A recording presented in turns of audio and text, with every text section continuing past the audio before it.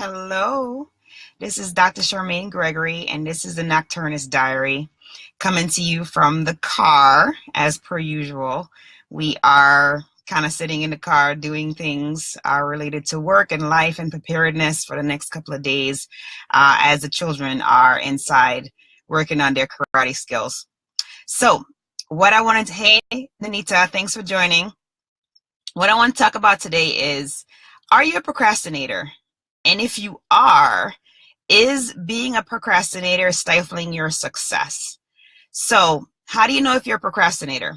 Are you known for having a project that has been on your plate for 3 months, and yet still about a couple days before it's due is when you're starting it? Are you someone who, hey Linda, thanks for joining. Hey Leonardo, thanks for joining. Are you someone who you know that you have a deadline, and yet no matter what, no matter how many times you say to yourself you are not going to wait until the last minute, you still do? If that's you, then you're a procrastinator. Don't worry, we all are. Every last one of us has some inkling of procrastinator type traits within us, because guess what? The universe tends towards chaos. With the laws of physics, our object in motion stays in motion, an object at rest stays at rest. So it is not natural for us to push beyond the physical laws and make things happen, and make them happen in such a way that we are not pressed and stressed. And so we inevitably procrastinate. We wait until that burden of the deadline is upon us and is crushing us, stifling us, and preventing us from actually being as great and as successful as we really need to be. So, how can we not be procrastinators?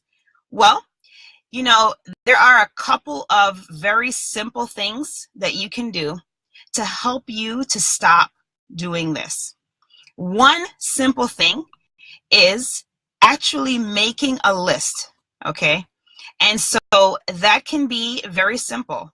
You can make a list, for example, of the items that you need to purchase at the grocery store in order to prepare the meals that you need to prepare for your family.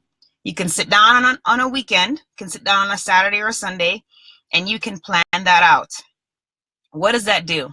That frees up your time now, because you know exactly what you need to get when you're in the store. So you spend less time in the store. You know exactly what you're preparing for the week, so you spend less time when you get home from work rummaging through is an item or two that you can put together to throw a meal together. It takes away the guesswork of what you need to do, and that saves you time, that saves you stress. It saves your kids asking you, what's for dinner, mom, and getting on your case while you're preparing it. It just saves a lot. And that is what a list can do. That's the power of a list. So I gave you an example of using it for meal planning for your family. You can use it for other things as well. And I would encourage you just to, just plan how your week is going to go on a weekend, so on a Saturday or Sunday. And you can make a list of all the things that you need to do for the week in regards to not only family, but also in regards to your work. Okay, so if you know that you have a project that is coming due, or you have a project that is due in 3 months, for example, which is the one that I gave before, you have to basically break that down into incremental steps. Okay, so if the project is a research project, for example, hey Kimberly, thanks for joining. Hey Yolanda, thanks for joining.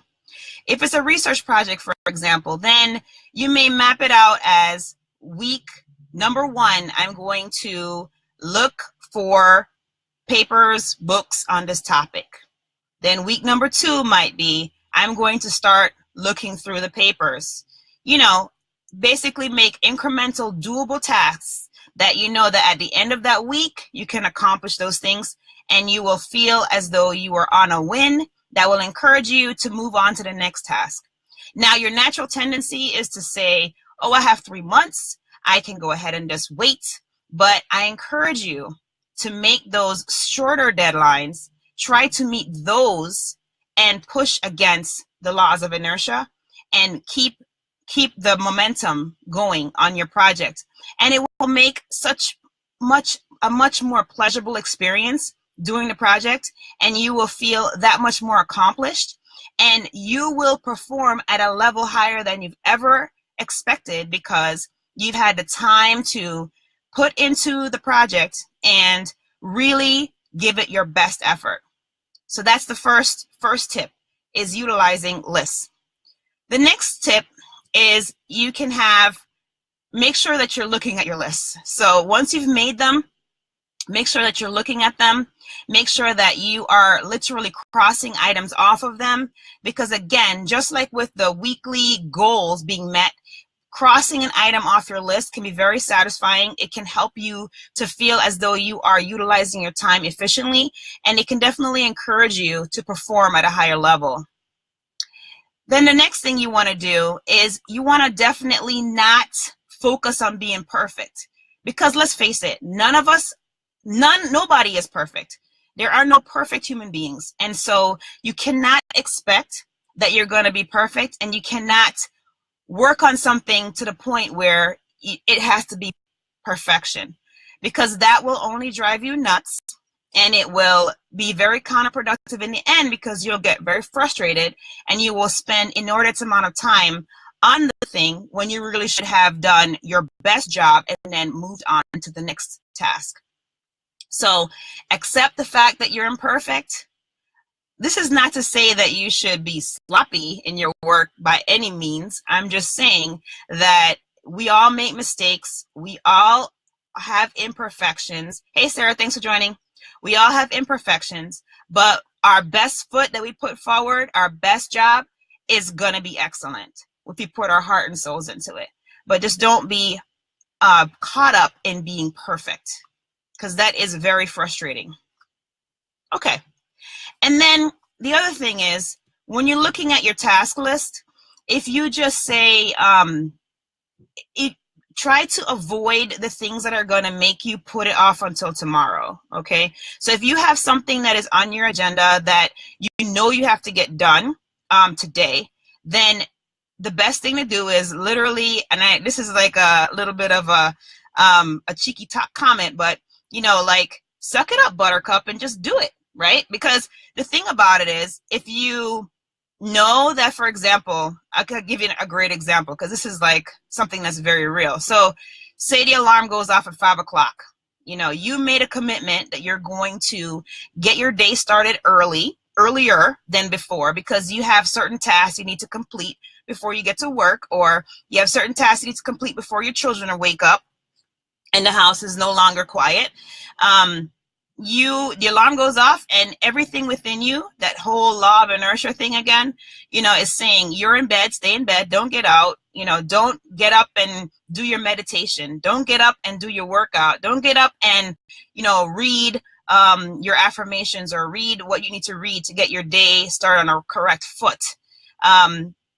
But if you push past that, if you just focus not so much on the bellowing of the alarm bell as it's resonating through your room and shaking you to the core, if you don't focus on that, if you focus more on, if I do this task, it may not be the most sexy thing, it may not be the most desirable thing, it may not be something that is broadcasted that I'm doing.